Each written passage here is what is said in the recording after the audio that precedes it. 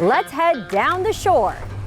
Start reeling. Okay. Oh, now this is going to be a small one, so we're going to reel down to them. That's a small one? That's that gonna be looks a small big to me. Finish your coffee and climb on board. Have I got a fish story for you? I've become a pro now at this. Plus, How far out are we going? About a half a mile. Our oyster farm is right behind you in the distance. We'll meet the brother and sister team who work together We'll bag these up. farming the bay. Also, we have taken out between 16,000 and 20,000 crabs a year. Well, look at that guy. That's a big one. And every year there's more and more. then from fishing to farming to crabbing, Jim heads out on a crustacean cruise, This has something in it. Ooh, Whoa, that's a monster. Look that's at that. a huge one. and I check out the results. From the dunes of Sandy Hook, To the old Victorians of Cape May. buckle up. We're heading south to meet the people and explore the places that make up the heartbeat of Jersey. Down the shore. Sponsored by Precision Tech Home Services. Welcome to Down the Shore. I'm Simon Chowdhury. And I'm Jim Murdoch, and we're here in beautiful Avon by the Sea. And we have a lot to see this weekend. And while you're exploring it all with us, don't forget to play along in our Down the Shore trivia game. You'll see questions pop up during the show. Scan the QR code at the bottom of the screen and submit your answers. You might just win a $200 gift card to Frankie's Bar and Grill in Point Pleasant Beach. An estimated 58 million people last year spent at least one day fishing. That's a higher number than all the folks who played golf and tennis combined. Well, let's take exit 98 on the Garden State Parkway, where I try my hand on one of the world's oldest sports.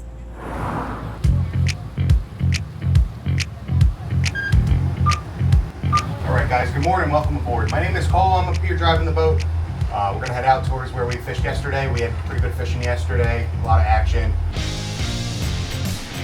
I'm on board the 75-foot Point Princess, a fishing boat more than 50 years old, but recently renovated to the tune of $450,000.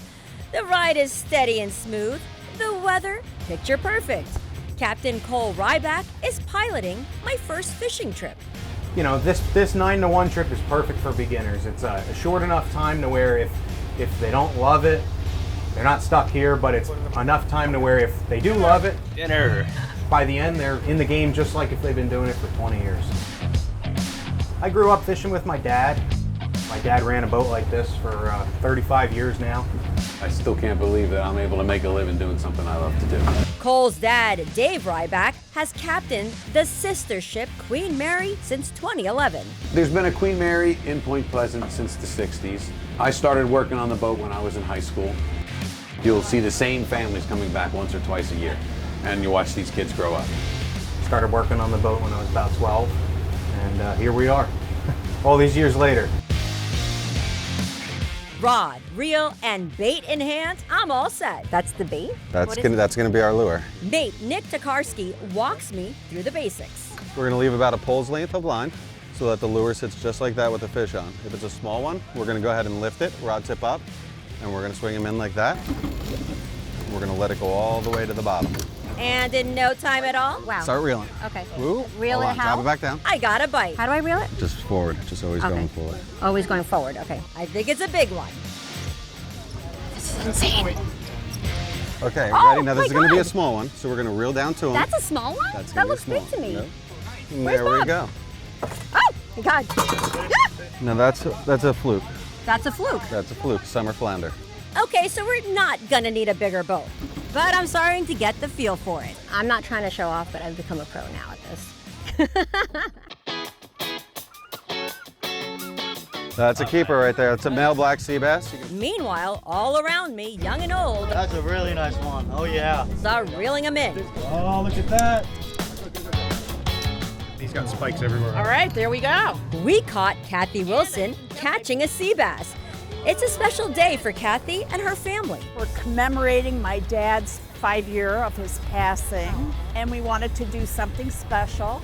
So we rented a house at the beach, And we've got all my kids and grandkids, and we're here to enjoy the shore. We ate both fish. And do something special today. And then there's this. So tell me, you've been watching Down the Shore and you've been enjoying it? I've been watching it in preparation for this trip. I love that! Because I knew they were coming. I'm not really very experienced with the shore, so I was watching Down the Shore for ideas. For Carly Gibson, fishing is more than a sport. That's a beauty. It's a big part of her business. There's a lot of us that will be going fishing on the Queen Mary. It's a recovery fishing trip. I work for Seacrest Recovery Centers, and a lot of other recovery centers will be fishing on that trip. You know, it's an outlet for those of us who are in recovery. Carly's an old hand at this, and she shared with me her secret fishing tip. Sometimes we gotta do like a little fish dance. A fish dance? A little fish dance. Okay. Fish dance. Is it working? Yep, I think so. I think it's gonna work. It's gonna work? In the end, I haven't caught a lot of fish, but I did okay for a rookie. I'm hooked on fishing, but the fish aren't hooked on me. And I met some fascinating folks. I can see why for many, fishing isn't a pastime, it's a way of life. I love being out on the water. There's nothing like it. You get, nobody's got an office like this.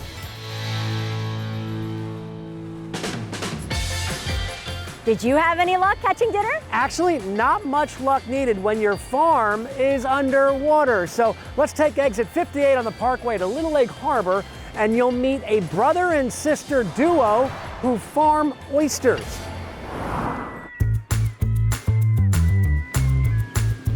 It's full speed ahead on Barnegat Bay. The biggest bay in New Jersey. Yes, beautiful.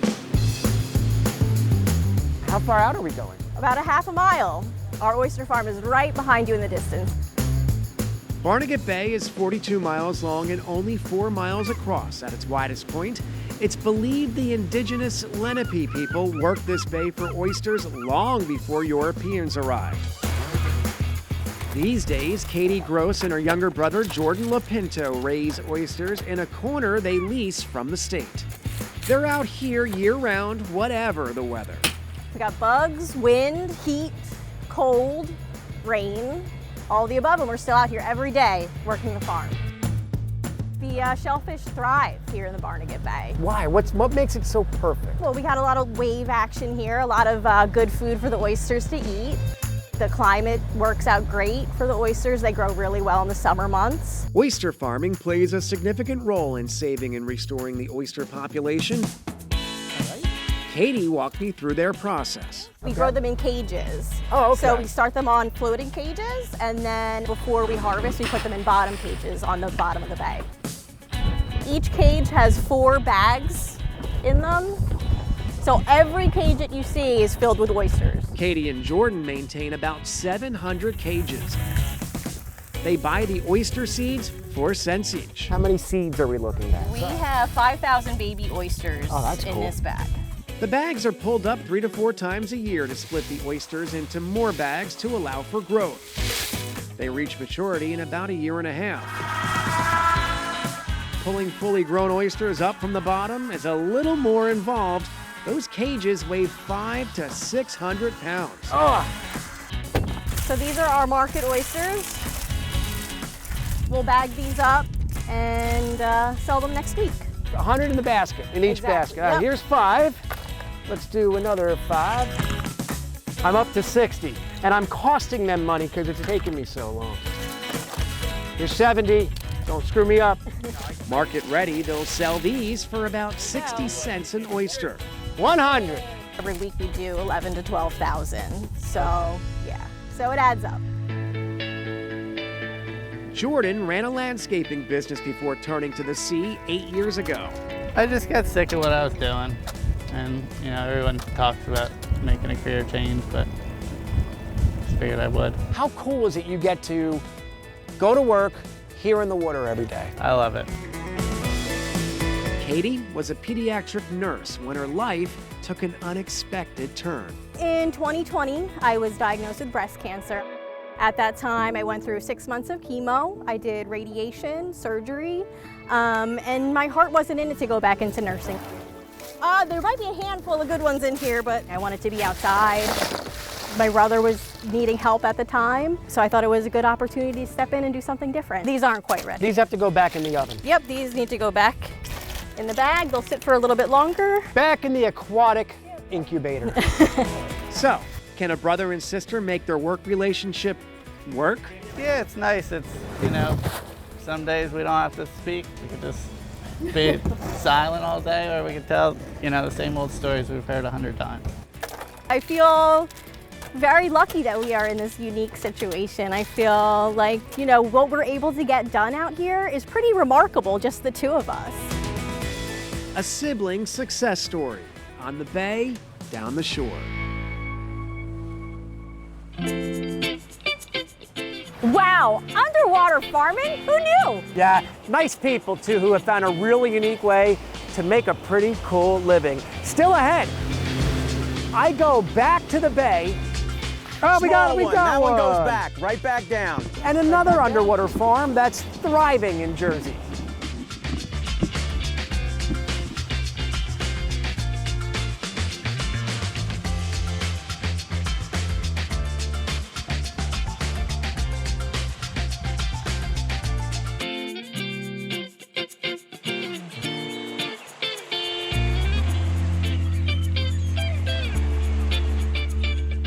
Welcome back to Down the Shore. For decades, sea life along the Jersey Shore suffered from polluted waters, but recently, environmentalists turned that around. Let's take exit 36 on the Parkway to Egg Harbor Township, where Captain Don truly has a fun time crabbing.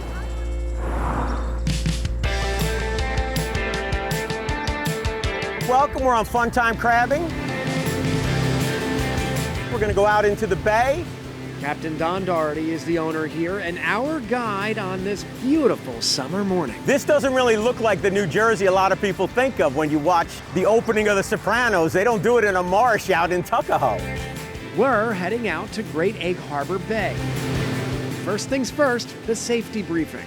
13 and under, you must have a life jacket. You're all over 13, okay? You don't have to wear one. If you want one, there's no judgment until you leave the boat. Then we talk about you. Did you see that guy wearing a life jacket in 3 feet of water? If anyone falls in, first thing you do, stand up. Check. A very Jersey briefing. Don's been running Fun Time Crabbing for 8 years. He's also a builder of single-family homes. After trying to fish with the kids, I started taking them crabbing, and then I said, what if we put out more traps so there's more to do? That's how it started. A few minutes later, we've arrived. Crabbing class begins with baiting the trap 101. In every trap, we have this loop. It's called a snood. We take our bait, it's chicken necks, it's still frozen. You tighten it down as much as you can. You get it under the spring.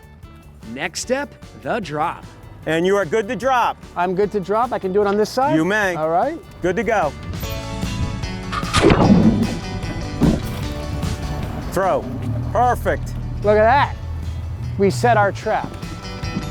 Probably going to get 2 or 3 crabs even that fast. Really? If we were using 24 to 30, by the time you get all the way through and come back around, you're talking 8 to 10 keepers that you'd have. Not gonna lie, this is how you can spend a half a summer day. Our traps are baited. Time to pull them up and see how we did. Oh, Small one. That one goes back, right back down. Right back down? Yep. When he's not that certain, Don measures any crab that might not be fully grown and puts back the undersized as well as pregnant females. The crabs only mate once in their life. They have between 300 and 800,000 eggs, so that's why these always go back. It doesn't matter how large it is. Don loves this work, and what he loves about it is connecting families and friends to one another and to nature.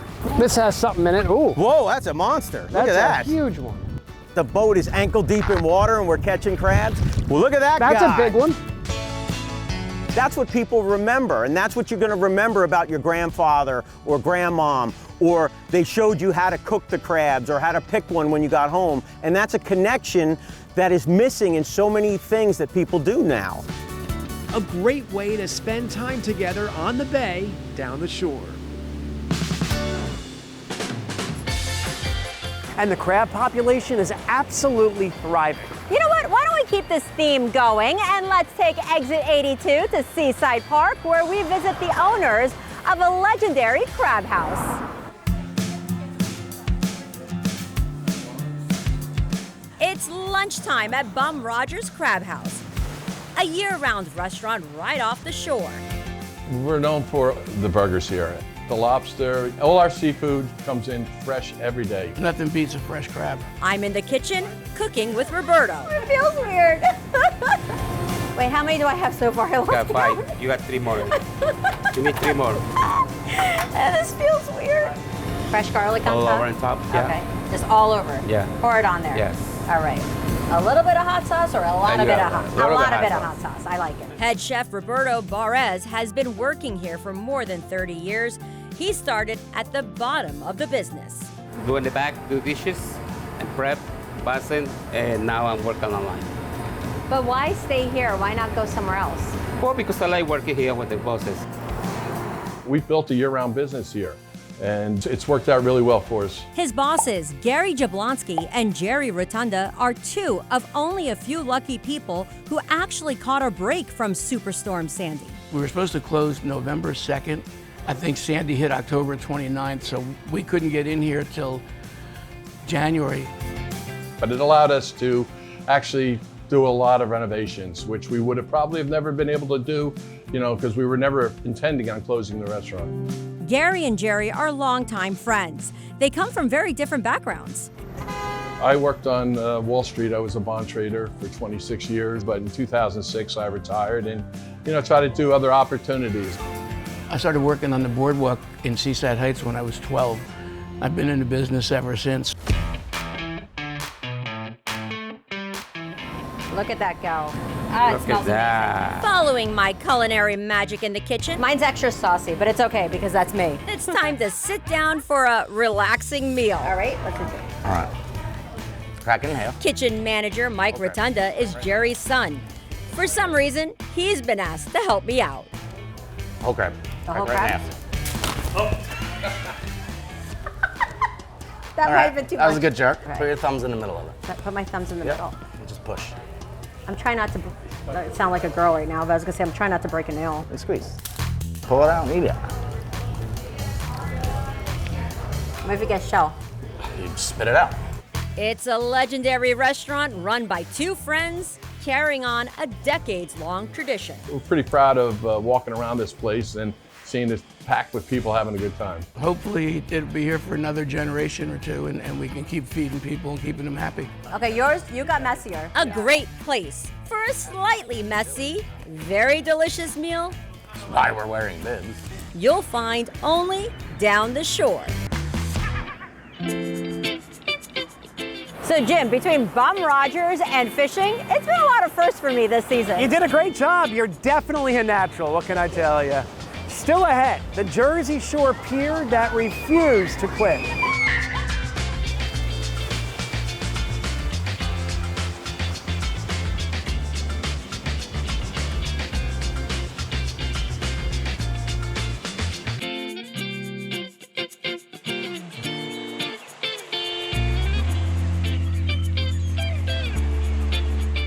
It's one of the most iconic images ever seen at the Jersey Shore. The roller coaster set adrift in the Atlantic Ocean off the Seaside Boardwalk after Superstorm Sandy. Let's take exit 82 to find out more about the amazingly resilient Casino Pier.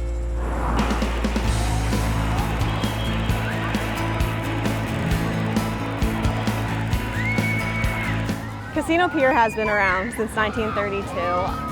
So I started here with Casino Pier about 12 years ago. I was lucky enough to start here this spring right after Hurricane Sandy. So I was thrown right in. Sandy, as terrible as it has rebuilt the boardwalk to more modern than it was back in the day.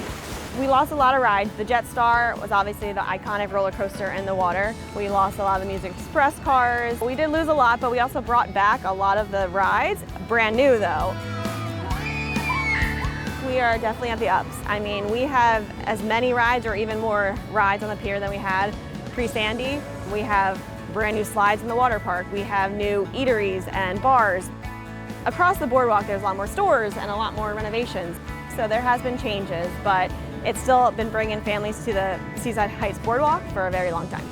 The iconic ride, I would say, is the Ferris wheel. I mean, any age can enjoy it. The grandparents, the young kids, the teenagers, you take in the views of all the boardwalk. The Himalaya, I went on as a child, and my kids now love it. So it's a lot of fun and brings back memories from when adults were little, and now they get to bring their kids to enjoy it.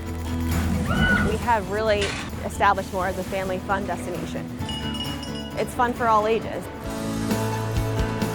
We definitely have a lot of loyal guests. I mean, we have the day trippers, but we also have the families that rent every year, and they're looking forward to this as their family vacation. It's just a family tradition that I think will never die.